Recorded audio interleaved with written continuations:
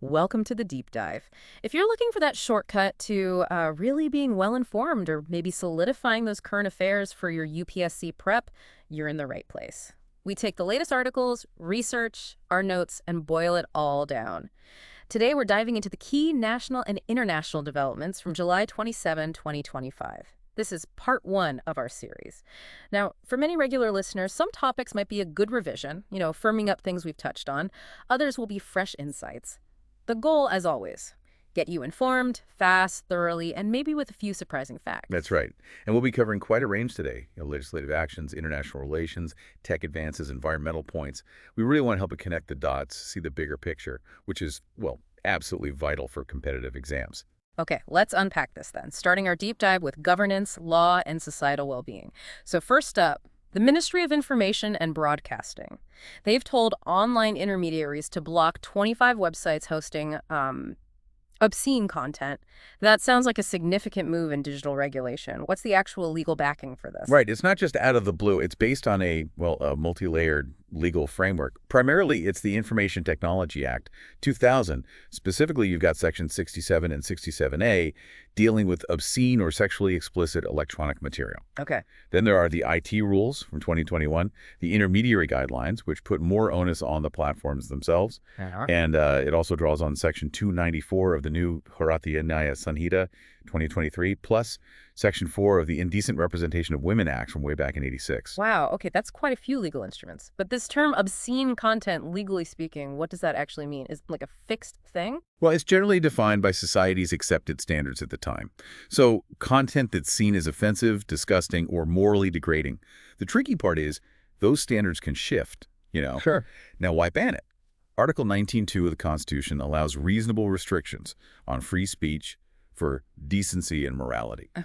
And the Supreme Court, in the Ranjit Deshi case, basically said obscenity isn't protected free speech. Beyond law, think societal impact protecting women, kids, preventing objectification. Right. And even philosophically, you could argue it erodes values. It kind of aligns with Mill's harm principle, limiting liberty if it causes harm or degrades well-being. That's the really interesting part, isn't it? That balance between freedom of expression and protecting society. How do courts keep up with digital content evolving so fast? Exactly. It's a content balancing act, making sure rules are sort of agile but don't overstep, safeguarding rights while addressing new challenges. Speaking of challenges, let's shift to Parliament's functioning. The first week of the monsoon session, washed out by disruptions. And looking back, the 17th Lok Sabha worked 88% of its time, Rajya Sabha 73%. What's the story here? Yeah, those numbers are interesting, especially when you compare historically. Back in the 50s, Parliament met maybe 120, 140 days a year. Now, it's more like 60 to 70. That's a big drop. It is. And combine that with disruptions, you get problems. First, democratic accountability weakens. Debates get stalled. Questioning the government becomes harder. Second, the cost, it's about Rs 2.5 lakh per minute to run Parliament. It's quite something. Wow, per minute. Per minute. So stall time is literally wasted money. And third, public trust erodes.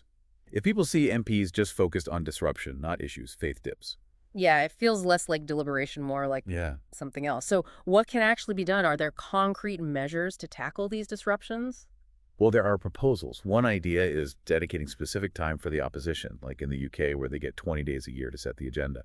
That could reduce some friction. Okay. Another is strengthening ethics committees, making them more active in monitoring and reporting disruptions, adding accountability, and maybe an annual parliamentary calendar. Set at the start of the year, less flexibility, more structure. Right. Understanding that directly impacts how governance works, how laws get made.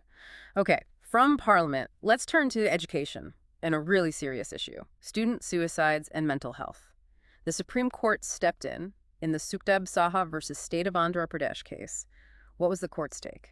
The stats are grim. They are incredibly grim. The court basically said the distress among students points to a deeper structural malaise in our education system. And the numbers, over 13,000 student suicides in 2022. That's 7.6% of all suicides. Yeah. Over 2,200 linked directly to exam failures, according to NCRB data. It's heartbreaking. It really is. So what specific guidelines did the Supreme Court issue? These are binding until there's legislation, right? That's right. They're binding for now, and they're quite comprehensive. First, a mandatory mental health policy in all educational institutions tied into national strategies like AMED and Manodarpan. Yep. Second, appointing mental health counselors, at least one per institution with 100-plus students. Crucially, they prohibited batch segregation based on marks, public shaming, unrealistic targets. Good. Helpline numbers like telemanas must be displayed. Staff need biannual mental health training crisis response, spotting warning signs. Big focus on inclusivity too, non-discriminatory practices for SES, ACE, WS, LGBTQ plus UPSI disabled students. That seems vital. Absolutely. Plus, confidential reporting systems for sexual assault, ragging, discrimination, with immediate psychosocial support. And finally, a push to reduce exam stress, more career counseling based on interest, more extracurriculars. It really shows the judiciary stepping in to address a critical societal need, highlighting how deep these issues run. Okay, let's pivot now. India's global footprint, strategic interests. Let's talk about the PM's visit to Maldives. Significant because it's the first since ties got strained, the India out stuff. And it's the 60th anniversary of diplomatic relations. What were the key outcomes? Yeah, quite a few things came out of this visit.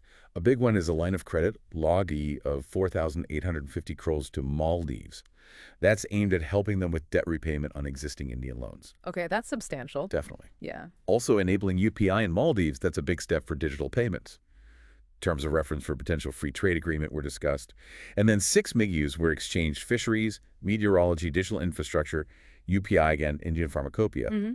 Diverse fields, plus inaugurating or handing over projects, 3,300 social housing units in Holomale, a roads and drainage project in Adu City, and 2 Aroja Maitri Health Cube sets, those mobile hospitals. Right, quite a package deal.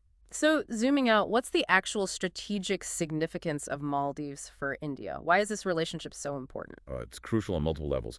Geopolitically, it's central to India's neighborhood-first policy. Strategically, think location. It's like a toll gate between major Indian Ocean choke points, Gulf of Aden, Hormuz to the west, Malacca Strait to the east. Right, the sea lanes. Exactly. Geoeconomically, major sea lines communication, SLCs run right past it. Half of India's external trade, 80% of energy imports transit through there. And for security, it's vital for countering things like China's string of pearls strategy in the Indian Ocean. Plus, it's part of the Colombo Security Conclave. So it's really multi-layered. Trade, security, regional influence, all wrapped up in this one relationship. Fascinating. Staying with geopolitics, Daklam. Sikkim's opening Daklam and Chola for battlefield tourism 8 years after that standoff with China. Remind us about Daklam's position and why that 2017 event was such a big deal. Sure. Daklam, or Damlang as China calls it, is this high-altitude plateau around 13,780 feet. It's where China, Bhutan, and India's borders meet at Tri-Junction. The 2017 standoff happened because India stepped in to stop China building a road and territory Bhutan claims, based on the India-Bhutan Treaty of 2007. And for India, what's the specific significance, especially regarding connectivity? It's hugely strategic. Its location is critical for protecting the Siliguri corridor, the Chicken's Neck. That narrow strip connects mainland India to the northeast. So any influence or control over Daklam gives major military leverage, potentially threatening that vital link. Right. Underscores how sensitive that whole region remains. Okay, a quick international point. The E3 countries. They came up regarding Iran, potential snapback sanctions, stalled nuclear talks. What exactly are snapback sanctions and who are the E3? Right, snapback sanctions, that's a mechanism under the 2015 Iran nuclear deal, the JCPOA. It basically allows parties to quickly reimpose UN sanctions if Iran breaks its commitments. Right. And the E3 countries, that's just an informal group, the UK, Germany, and France, they started coordinating foreign policy, especially on Iran's nuclear program, back after the 2003 Iraq War. Got it. A key little grouping in global diplomacy. Okay, let's shift to technology, infrastructure, and environment. Indian Railways tested its first hydrogen-powered coach. That sounds like a big deal. What's the context here, and what are the upsides of hydrogen for trains? It is a big deal. It's part of this Hydrogen for Heritage initiative launched in 2023. They plan to run 35 hydrogen trains on heritage and hill routes. And technologically, it's impressive, a 1,200 HP engine, apparently the world's most powerful hydrogen system for rail. It's a key step for India's national green hydrogen mission. And the benefits? Well, green hydrogen has a high energy density, better than batteries in some ways, and you can store and transport it fairly easily in large amounts. Environmentally, the big plus is zero direct-to-Euro emissions, just water vapor. They estimate replacing one diesel train cuts Euro, like making 400 cars off the road annually. That's significant, but surely there are challenges. What are the hurdles for Indian Railways adopting hydrogen more widely? Oh, definitely challenges, big ones. First, actually making green hydrogen affordably and at scale. Most hydrogen in India now is gray hydrogen from natural gas, which isn't clean. We also lack high-capacity electrolyzer plants needed for efficient green hydrogen production from renewables. Right, the production side. Yeah. Then there's infrastructure inconsistency. You need the whole support system storage, refueling, which isn't fully there yet across the network, and finally, uncertainty in demand.